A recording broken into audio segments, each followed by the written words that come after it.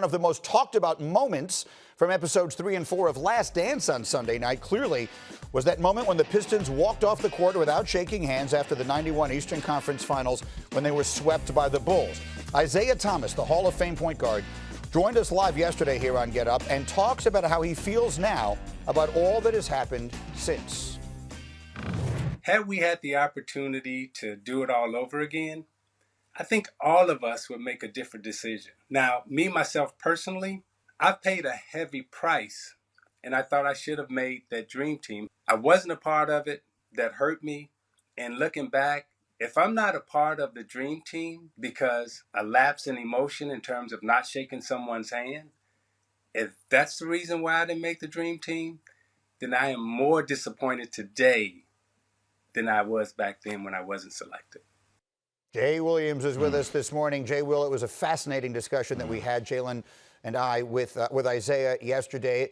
And then Isiah was on First Take right after us. So he had a lot to say yesterday. What was your reaction to all the stuff with Isiah yesterday?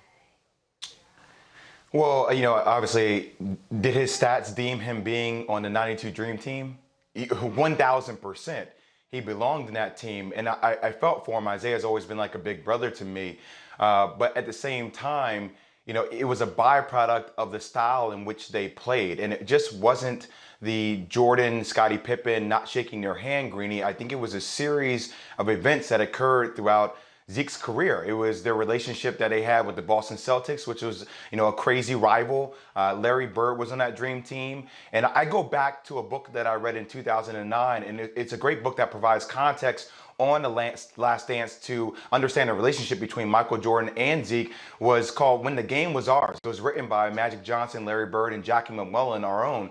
And it talks about Larry Bird's relationship with Zeke on a dream team. And it also really comes out and states by Magic Johnson that, you know, Magic felt some type of way. They had such a strong bond. They were like brothers. And, you know, there were rumors that were spreaded supposedly that were told to Magic Johnson by Lon Rosen, his agent, that Isiah was talking about his bisexuality, spreading rumors about his bisexuality back in the day. There was issues with the HIV, about letting him play.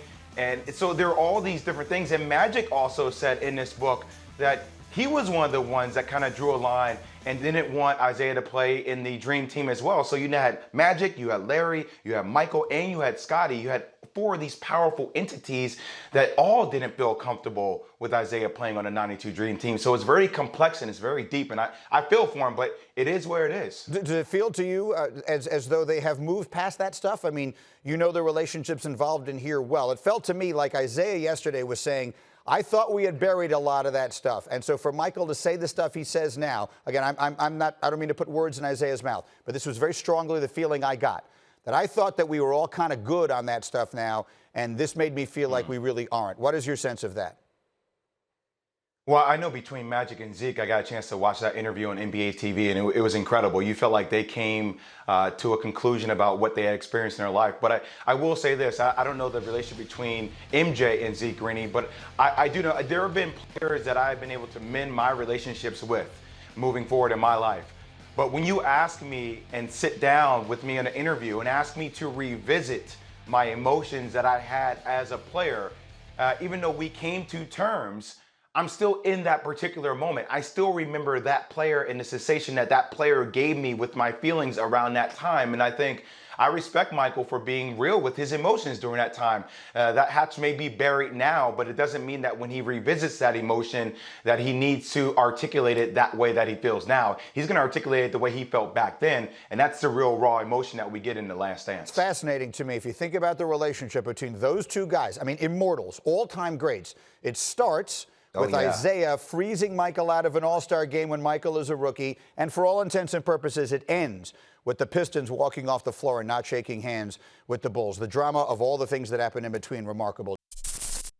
Thank you for watching ESPN on YouTube. For live streaming sports and premium content, subscribe to ESPN+.